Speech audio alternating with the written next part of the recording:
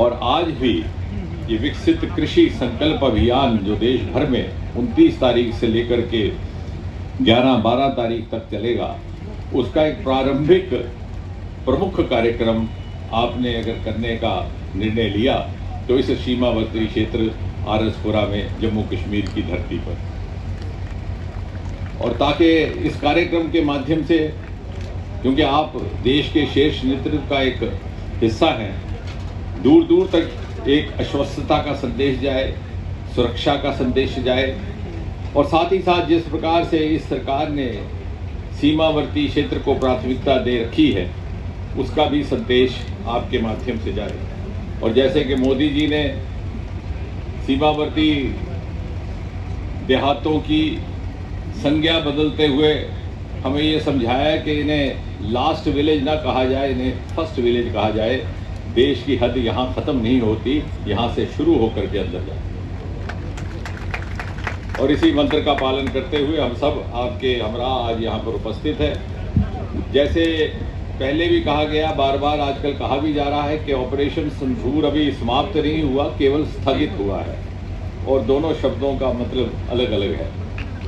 और अब ये निर्भर करेगा कि पाकिस्तान यदि कोई दुस्साहस करता है तो घटनाक्रम बदल सकता है, वरना दोनों देश, जैसे मोदी जी ने कहा, खासतौर उन लोगों के लिए कि रोटी खाएं आराम से बैठे, वरना विकल्प और भी है।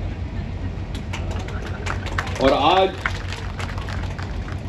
ऐसे समय में जबकि पांचवें दर्जे से उठ करके हम चौथे दर्जे पर पहुंचे अर्थव्यवस्था में, तो एक ये भी ध्यान लायक बात है कि इस सारे घटनाक्रम के दौरान हमारे तथाकथित बुद्धिजीवियों का कहना था कि हमारी अर्थव्यवस्था तहस नहस हो जाएगी और कई वर्ष लग जाएंगे हमें फिर से अपनी अर्थव्यवस्था बहाल करते हुए। लेकिन जैसे वो कहता है, अंग्रेजी में कहते हैं, the prophets of doom have been proved wrong. तो इसके विपरीत हुआ यूं कि हम अर्थव्यवस्था में 5वें दर्जे से चौथे दर्जे पर आ गए, बावजूद ऑपरेशन सिंदूर के, जबकि पाकिस्तान की अर्थव्यवस्था तलमिला गई। और ये संकेत है उस रेसिलियंस का, उस निरंतरता का, उस स्थिरता का जो गत 11 वर्षों में मोदी जी के आने के बाद आई है। आज अभी माननीय चौहान जी ने भी देखा जिस प्रकार से कुछ किसान यहाँ उत्साह से आए।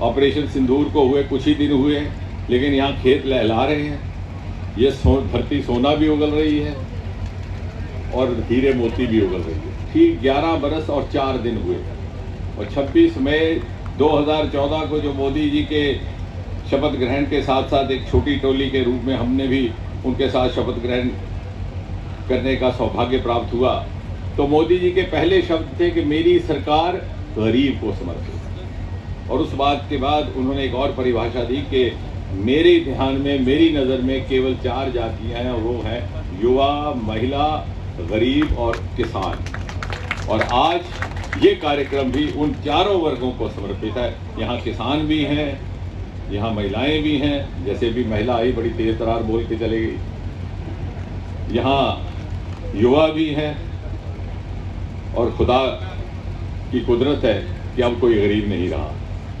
वैसे भी 26 करोड़ भारतवासी पिछले 10 वर्षों में पॉवर्टी लाइन से बाहर आ चुके हैं।